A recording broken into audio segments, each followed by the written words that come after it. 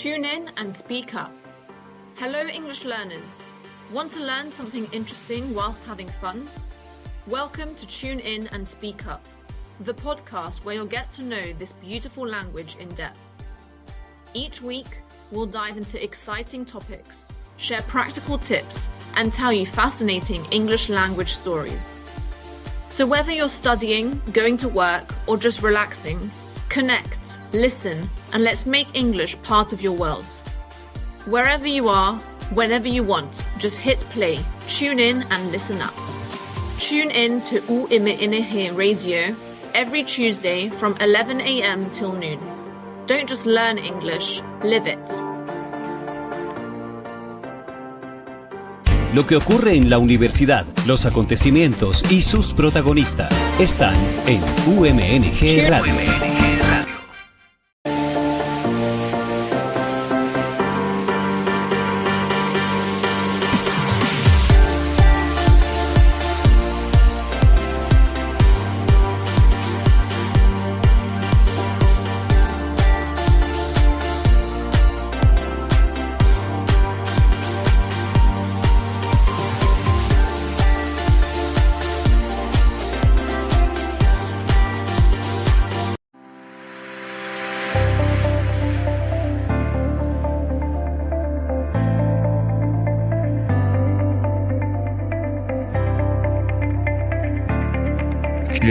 Okay, good morning, everybody. Welcome to Tune In and Speak Up, the podcast from Universidad Militar Nueva Granada, where we explore curious stories, surprising facts, and cultural insights from around the world, all through the lens of English learning.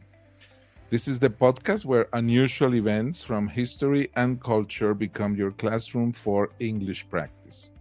I'm Jorge Bermudez, teacher of English at the Department of Multicultural Studies at UMNG, part of the School of Education and Humanities.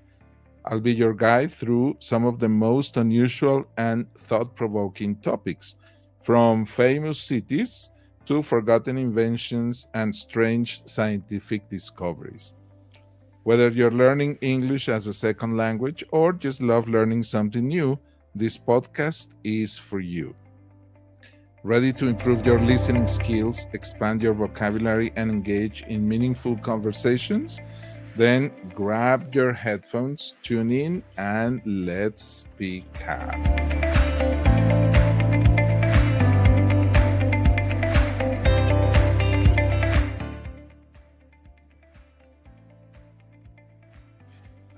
Okay, today, the sinking city of Venice.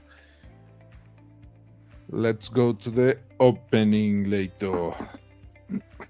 Today, we're taking you somewhere extraordinary, a place where time seems to pause, where every reflection on the water feels like a painting come to life, a city that has inspired poets, painters, travelers, and dreamers for more than 1,000 years. A place of romance, art, and history, but also of silence, struggle, and resilience. A city built on water, filled with light and sound, with one serious problem. It's slowly sinking. This is the story of Venice, Italy, a city that seems to float, but in reality is fighting a daily battle to stay above the rising water.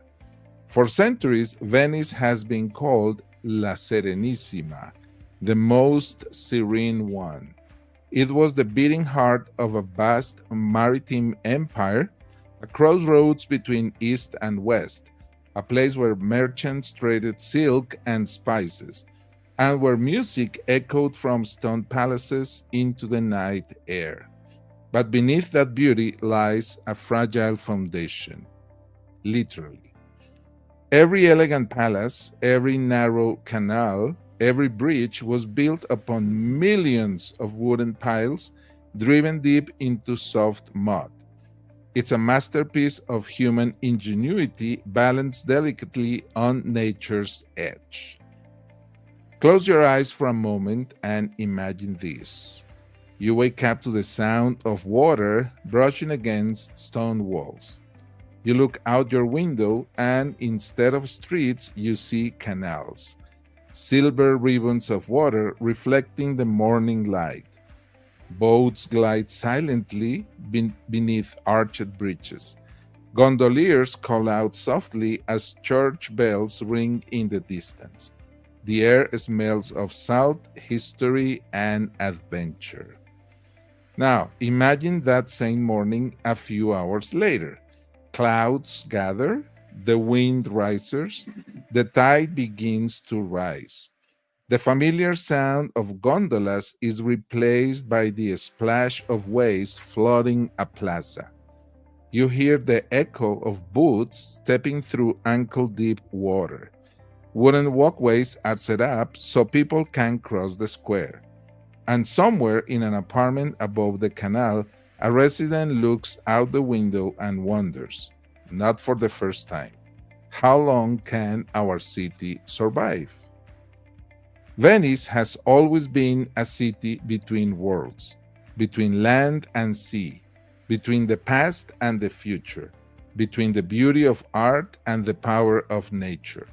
It is a place that refuses to disappear even as the water rises around it. Today's episode, The Sinking City of Venice. Okay, let's talk about this, a city built on water. To understand why Venice is sinking, we need to travel back to the beginning, long before the canals, the palaces, and the famous gondolas. Our story starts in the early 5th century, in a world filled with fear and uncertainty. The mighty Roman Empire, which had ruled much of Europe for centuries, was collapsing. Armies of invaders, Goths, Huns, and Lombards, swept across northern Italy, burning towns and destroying villages. Ordinary families, farmers, and craftsmen fled their homes on the mainland, desperate for safety. They looked toward the Venetian lagoon, a strange landscape of shallow water, reeds, and small muddy islands just off the Adriatic coast. It wasn't the kind of place anyone would choose to live. The ground was soft and unstable, the air salty, and the tides unpredictable. But to those escaping violence, it offered something priceless: protection. The lagoon's waters acted like a shield. No army could easily cross the swamps or sail their heavy ships into the narrow channels. In this watery wilderness, the refugees found peace, a chance to start again, free from foreign control. According to local tradition, the city of Venice was officially founded on March 25th, 421 Common Era, when the first church, San Giacomo di Rialto, here in the picture in the left down corner, was dedicated. It's a symbolic date rather than a precise one, but it marks the beginning of something extraordinary: the creation of a city where no city should exist. At first, life was hard. The early Venetians built huts from reeds and wood, here in the picture in the down right corner. They fished, gathered salt, and traded small goods with nearby settlements. The islands were constantly flooded, and the ground was far too soft for stone buildings. But the people who came here were practical, inventive, and patient.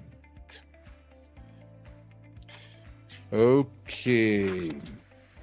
Over generations, they learned how to work with the lagoon instead of fighting against it. They developed an ingenious solution, one that still supports the city today. Look at this picture carefully. They drove millions of wooden poles. Here we can see to the right the poles, and to the left an illustration that shows how the houses and palaces were built. They drove millions of wooden poles, known as pilings, deep into the clay and sand below the lagoon floor. These weren't just any trees. The Venetians used alder, oak, and larch, types of wood that resist rot when submerged in water. In most places, wood exposed to moisture would decay quickly, but the lagoon's water is low in oxygen, which prevents bacteria and fungi from breaking the wood down. So instead of rotting, the pilings hardened over time, becoming almost like stone.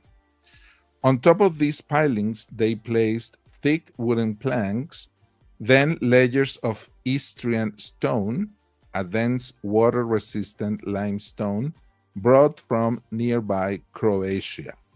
And so, out of mud, water, and determination, the foundations of Venice were born. From those foundations rose a city unlike any other, a shining network of islands connected by bridges, streets that were canals, and boats that became part of everyday life. Everywhere you look,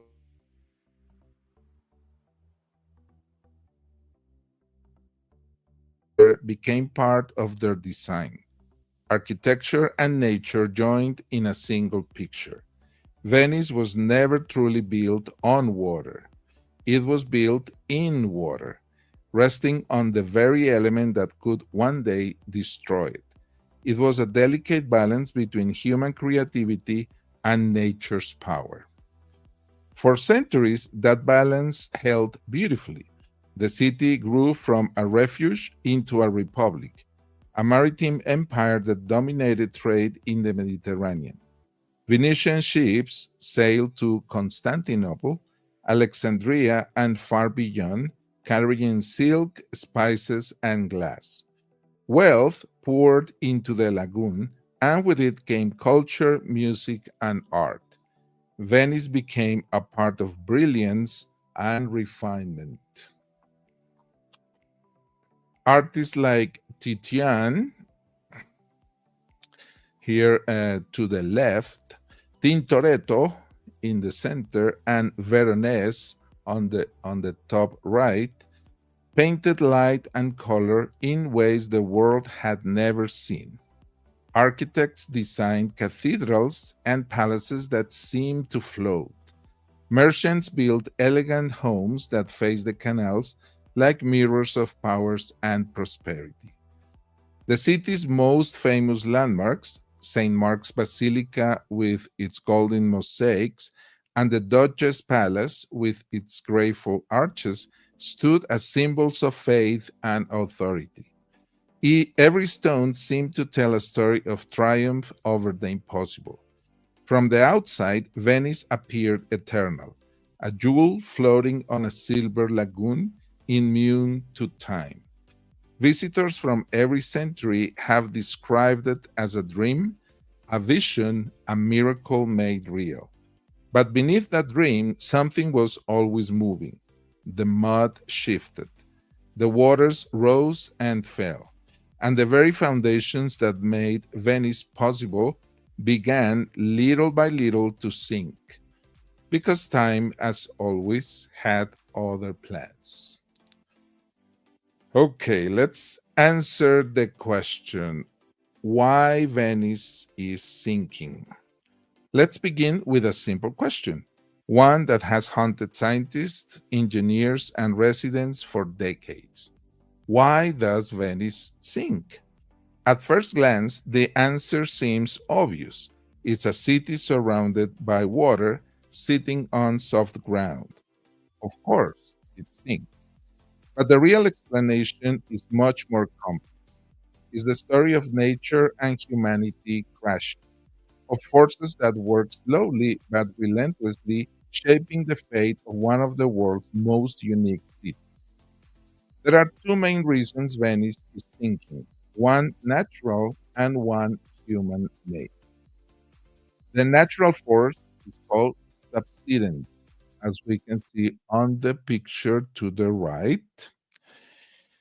we can see the meaning of this word. Beneath the lagoon, yes, the foundation of clay, sand, and silt, all soft sediments deposited by rivers over thousands of years. These materials are not solid like rock. They behave almost like a sponge. When weight is placed on top of them, and remember, Venice's palaces, cathedrals, and bridges are incredibly heavy, the sediments slowly compress. This process is known as subsidence, which means the gradual sinking or settling of the ground. Even though the wooden pilings under the city are still strong and intact, the layers beneath them compact and shift with time. Imagine standing on a thick mattress. Even if the frame is strong, your weight still causes the surface to sink a little. Scientists estimate that this natural subsidence happens at a rate of about 1 to 2 millimeters per year. That might not sound dramatic, but over centuries it adds up. A few millimeters a year becomes a few centimeters per decade, and eventually entire doorsteps and pavements begin to disappear beneath the tide. Now, the human factor, rising seas. Now, add another element to the equation, one that affects not just Venice, but the entire planet. Sea levels are rising. Because of global warming, glaciers and ice sheets are melting into the ocean. At the same time, warmer water expands, a process called thermal expansion. According to NASA's climate change and global sea level data, the average global sea level has risen by about 21 centimeters since 1880, and the rate is accelerating every decade. For most coastal cities, a few centimeters may cause erosion or the loss of some beaches, but Venice is already barely 1 meter above sea level, which means that even the smallest increase has enormous consequences. Every extra centimeter of water pushes the tides higher into the city's narrow streets and plazas. When you combine subsiding land and rising seas, the effect doubles, like two hands pressing down on opposite sides of the same fragile structure. Over the last century, Venice has effectively dropped about 25 centimeters relative to sea level. The third blow, human engineering mistakes. Unfortunately, the story doesn't end there. During the 20th century, Venice faced an additional man made problem, one that made the sinking much worse. For decades, industries near the city pumped groundwater from the aquifers beneath the lagoon to supply factories and shipyards. When you remove water from underground layers, the land above begins to settle, just like letting air out of a cushion. The result? The city sank even faster. By the early 1960s, scientists realized what was happening. The city was dropping several centimeters per decade, a terrifying rate. Authorities finally banned groundwater extraction and the subsidence slowed significantly. But by then, irreversible damage had already been done. Venice had sunk more than 12 centimeters because of that single human error. The new reality, the Acqua Alta. Now, let's talk about what Venetians live with today, something they know by heart, Acqua Alta, which means high water. These are the seasonal floods that sweep across the city when the tide rises above normal levels. Sometimes they last just a few hours, but other times they can cover large parts of the city for days. In the early 20th century, Aqua Alta was a rare event, happening perhaps a few times a year. But according to data from the Italian Institute of Marine Sciences, the frequency has increased dramatically. Today, floods strike Venice dozens of times every year, sometimes several in a single month. The most devastating event occurred on November 4th, 1966, here on the right hand picture. A violent storm combined with strong winds and high tides pushed 2 meters of water into the city, the highest level ever recorded. Homes were destroyed, libraries flooded, and priceless works of art were damaged or lost. That disaster marked a turning point. It was the moment Venice and the world realized the city's survival could no longer be taken for granted. Since then, the pattern has only worsened. In 2019, here on the left, another historic flood reached 2 meters, once again submerging St. Mark's Square and causing over 1 billion euros in damage, according to Italy's Civil Protection Department. Today, even ordinary high tides can send water spilling into the heart of the city. Locals walk on raised wooden walkways. Tourists splash through flooded alleys in rubber boots, and shop owners keep sandbags at the doors ready to defend their merchandises. Some cafes even measure their success by how quickly they can reopen after the water retreats. It's an extraordinary sight and a heartbreaking one. Venice, once celebrated as La Serenissima, the most serene city of all, now lives in constant tension between beauty and danger. The floating city is, quite literally, drowning in slow motion. Each year, the floods come a little higher, the foundations grow a little weaker, and the question grows louder: how long can Venice survive? This process is okay. Let's talk about the human and environmental impact. Flooding in Venice is not just an inconvenience, it's a force that touches every aspect of daily life. When the waters rise, they don't just cover the streets or canals, they seep into walls, homes, churches, and memories.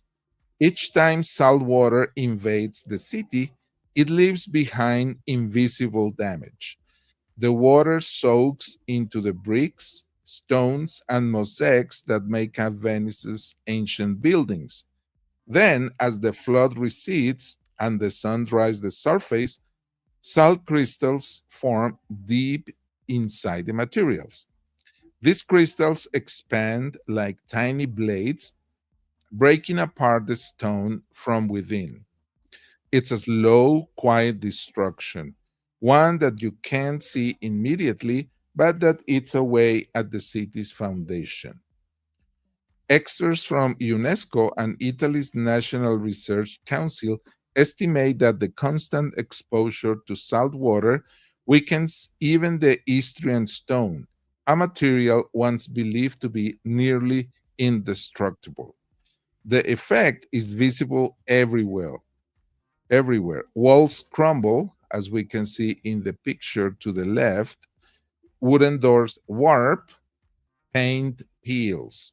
Even the magnificent St. Mark's Basilica, with its golden mosaics and marble columns, suffers from this invisible corrosion. Salt water has already damaged its lower marble panels and ancient mosaics, leading conservators to warn that the basilica is at risk of irreversible decay if flooding continues. Now, let's talk about the economic toll. Keeping Venice alive is expensive, unimaginably expensive. Every year, the city spends millions of euros on maintenance, reinforcing wooden pilings, restoring facades, and repairing pavements that crack under the constant moisture. But not everyone can afford to stay. In the 1950s, the historic center of Venice had over 175,000 residents. Today, fewer than 50,000 remain, and the number continues to drop.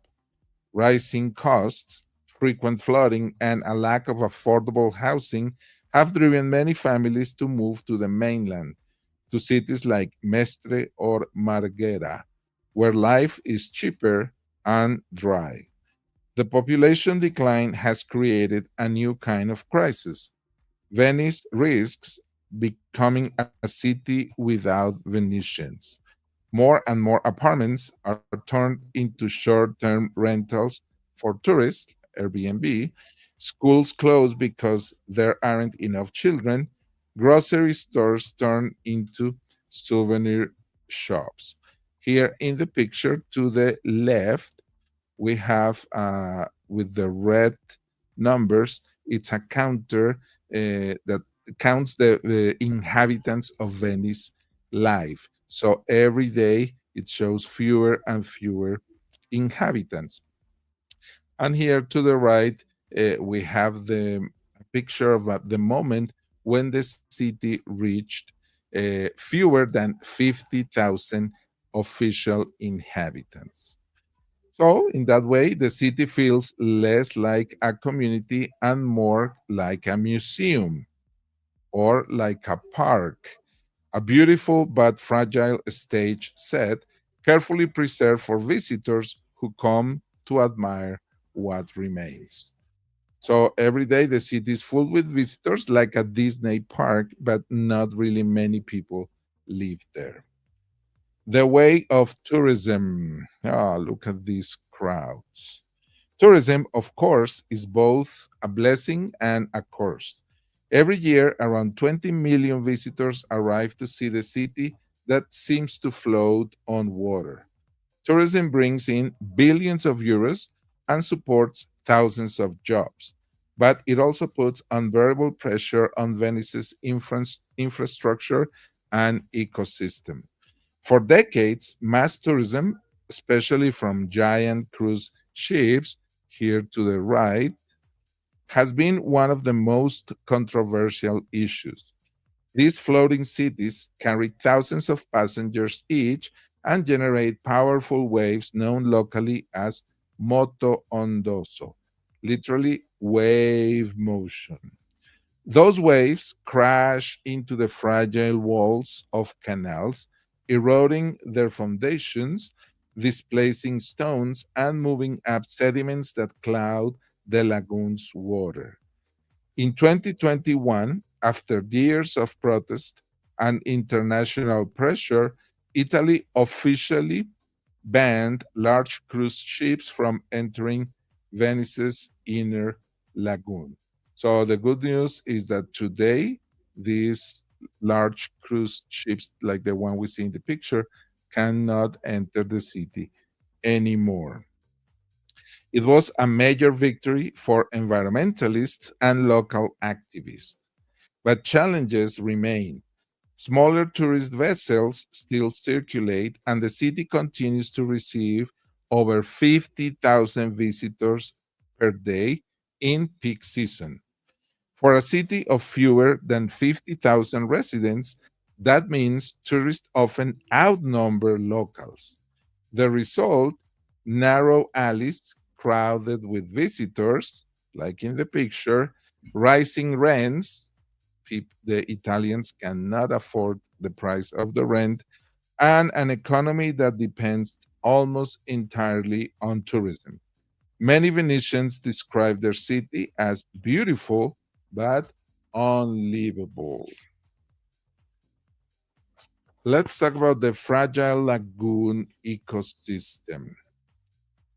And then there's the lagoon itself, the living heart of Venice. It's not just a backdrop, it's a complex ecosystem of salt water, and fresh water, of mud flats, marshes, and channels that host countless species of fish, birds, and plants. But climate change and pollution are disrupting this delicate balance. When salt water mixes too deeply with fresh water, it alters the salinity of the lagoon. Fish species that once thrived there, like mullet here in the picture, or an eel, also here in the picture in the middle, struggle to survive. At the same time, rising water temperatures accelerate the growth of algae and bacteria, which consume oxygen and threaten other marine life. According to research from the Venice Lagoon Authority, nutrient pollution from farms and factories on the mainland worsens the situation, feeding algal blooms that suffocate aquatic ecosystems.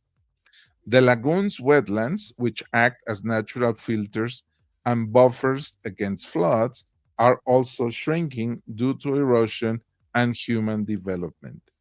Without them, high tides strike harder and faster. So, Venice is not only sinking physically, it's also losing its ecological resilience, the natural systems that once protected. Okay, let's talk about searching for solutions, the MOSE project. For decades, engineers, scientists, and politicians have asked the same urgent question: how can we save Venice? A city built on water now faces destruction by that same element. Ideas to protect it have ranged from imaginative to almost impossible: raising buildings, sealing the lagoon, even constructing artificial islands. Some experts suggested pumping groundwater back into the sediments to lift the city slightly upward. Others proposed surrounding Venice with giant sea walls like those in the Netherlands, a country that has spent centuries keeping the ocean at bay. But none of those options seemed practical, affordable, or sustainable for a fragile historic site. After years of heated debate and countless studies, Italy chose a solution both ambitious and controversial: the MOSE project.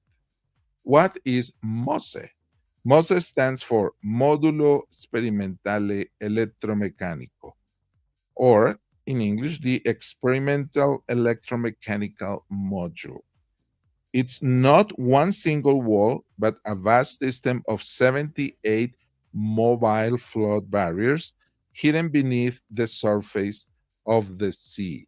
Here we can see to the left the barriers in action, to the left down an illustration of the system beneath the ocean, and to the right a little map with the three main points of protection. These barriers were installed at the three inlets, as we see in the picture, that connect the Venetian lagoon to the Adriatic Sea: Lido, the northern entrance; Malamocco, the central channel used by ships; and Chioggia, the southern opening.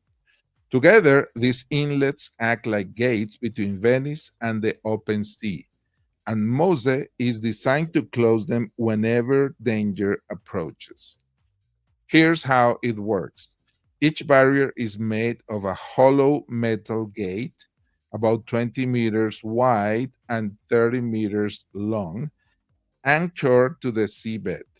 Under normal conditions, the gates rest flat on the sea floor, filled with water, allowing ships and tides to pass freely. But when meteorologists predict high tide or storm surge, what Venetians call the aqua alta, the system activates. Compressed air is pumped into the gates, forcing the water out. As the chambers fill with air, the gates rotate upward, on massive hinges rising above the surface of the water. In just 30 minutes, the lagoon can be temporarily sealed off from the Adriatic Sea. Once the tide recedes, the air is released, the gates refill with water, and they gently sink back into place, invisible once again beneath the waves. Let's talk about the monumental undertaking. The MOSE project began in 2003 after decades of planning and political struggle. At the time, it was hailed as a marvel of modern engineering, one of the largest and most complex hydraulic projects in the world. But from the very beginning, it faced delays, scandals, and controversy. The project's original budget was around 3.5 billion euros.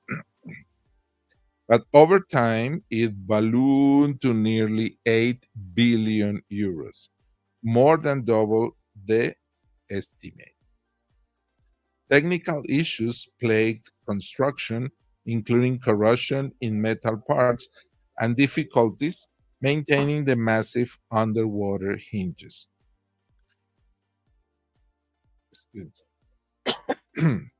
Even more damaging were the corruption scandals that erupted in 2014 when several politicians and business leaders were arrested for stealing public funds related to the project. So, very similar to the corruption scandals in our country.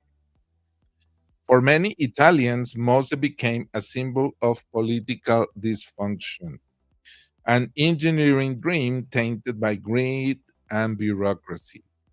For years, construction slowed, public trust eroded, and critics argued that Venice might sink before MOSE ever rose. When MOSE finally worked, then in October 2020, something extraordinary happened. A powerful storm swept across northern Italy, bringing tides that would normally have flooded the city. For the first time, the MOSE barriers were fully raised. All 78 gates lifted in unison, cutting off the lagoon from the sea. As waves pounded against the barriers outside, the water level inside the lagoon stayed calm. And for the first time in living memory, St. Mark's Square remained dry during a major storm. The test was hailed as a historic success, proof that, at least for now, Venice had a fighting chance. People cheered, church bells rang, and newspapers around the world celebrated what seemed like a technological miracle. Since then, MOSE has been used several times to protect the city, often preventing floods that would have otherwise caused millions in damages. But is it enough? Despite these victories, scientists and engineers warn that MOSE is not a permanent solution. It was designed to protect Venice from tides up to 3 meters high, but that doesn't mean it can handle continuous sea level rise over the long term. As global sea levels continue to climb, the frequency of high tides increases. If water levels rise by more than 60 centimeters, a scenario expected by the end of this century, according to the Intergovernmental Panel on Climate Change, the gates would need to be closed so often that the lagoon would effectively be cut off from the sea. And that presents a serious ecological risk. The lagoon depends on a natural exchange of salt water and fresh water to stay healthy. If the barriers remain closed for too long, the water inside the lagoon could become stagnant and polluted, threatening marine life and accelerated erosion along the seabed. There are also concerns about maintenance and lifespan. The metal gates, constantly exposed to salt water, require regular cleaning and repair. Any mechanical failure during a storm could have catastrophic results. In short, Mose buys Venice time, perhaps a few decades of safety, but not permanence. It's a temporary shield against a problem that demands a global solution, slowing down climate change and stabilizing the planet's ocean. Still, the Mose project stands as a powerful example of human determination.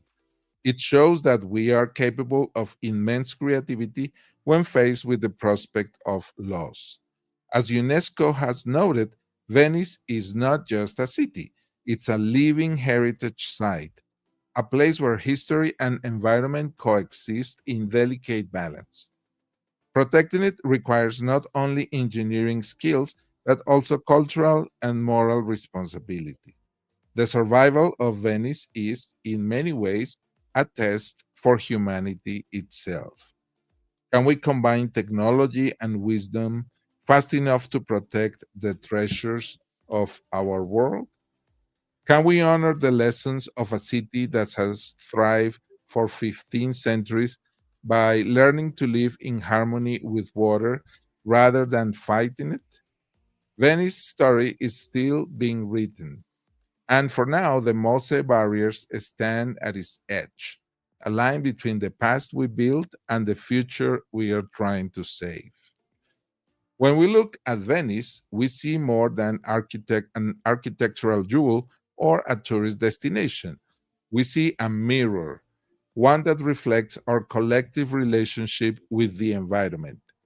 Venice's sinking isn't only a story about geology or tides. It's a story about human choices, how we build, how we consume, and how we respond to the changes we ourselves set in motion. For centuries, Venetians adapted to their watery world, building floating foundations, creating draining systems, and learning to live with the lagoon rather than against it. Their survival was rooted in innovation and respect for natural limits. But the modern era disrupted that balance. Industrialization, mass tourism, pollution, and climate change have all pushed the ecosystem beyond what it can naturally sustain. As one UNESCO report put it, Venice is the canary in the coal mine of climate change, a visible cultural symbol of what is happening everywhere, just faster and more clearly here. So the question isn't only can Venice survive? It's also can we learn from it in time? Because saving Venice isn't just about protecting one city, it's about deciding whether we, as a global community, will choose adaptation over denial, cooperation over delay. If we can find ways to live with rising seas using science, creativity, and solidarity, then perhaps Venice can continue to float, not as a relic of the past, but as a symbol of resilience for the future. Venice may be sinking, but its lesson still rises, echoing across the world's shores, urging us to act while there's still time. Okay, let's talk about the vocabulary in this episode. Let's review some keywords and phrases from today's story. One, lagoon, meaning a shallow body of water separated from a larger sea by islands or sandbanks. Our sentence example: the Venetian lagoon protects the city from the open sea. Number two, pilings, long wooden poles driven into the ground to support buildings. Our example: Venice's houses stand on pilings buried deep in the mud. Three, subsidence, the gradual sinking or settling of land. Our example: land subsiding causes Venice to slowly sink each year. Number four, sea level rise. the increase in the average level of the world's ocean due to climate change. In our example, sea level rise threatens many coastal cities. Number 5, aquifer, a natural underground layer that stores groundwater. In our example, pumping too much water from aquifers can make land sink. Number 6, deterioration, the process of becoming damaged or worse over time. In our example, salt water causes deterioration of Venice's ancient walls. Number 7, high tide, the Acqua Alta, a temporary rise in sea level that floods parts of Venice. Example, during Acqua Alta, people walk on raised platforms. Number 8, corrosion, gradual destruction of materials, especially metals or stone, by chemical reactions.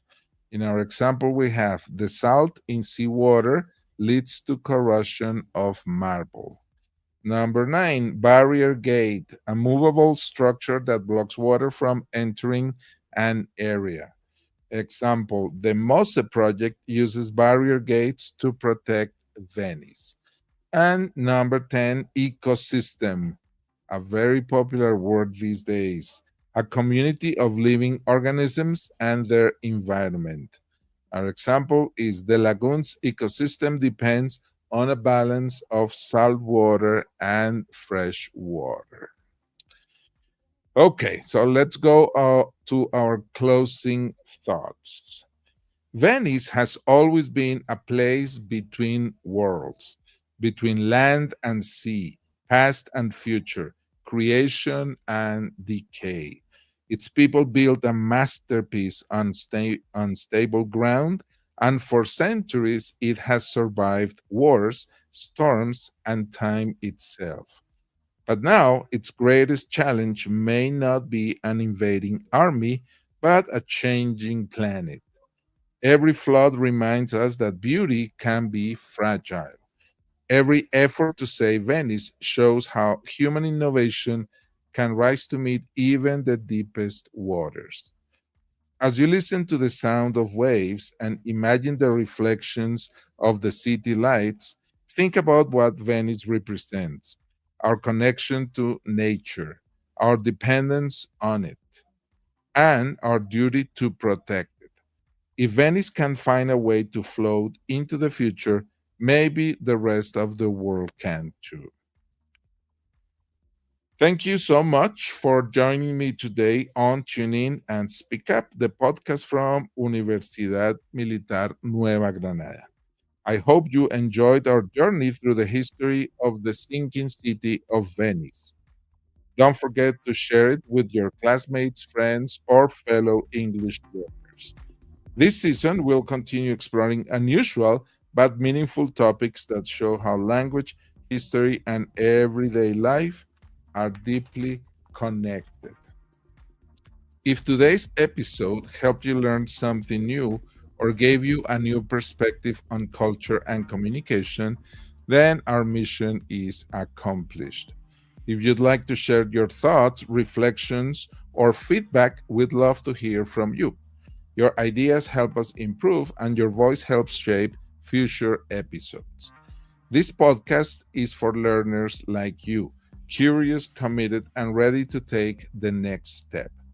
We'll be back next week with another topic that might surprise you, make you think, or spark a conversation in English. In the meantime, keep listening, keep practicing, and most of all, keep speaking up. Until next time, Leito, thank you very much.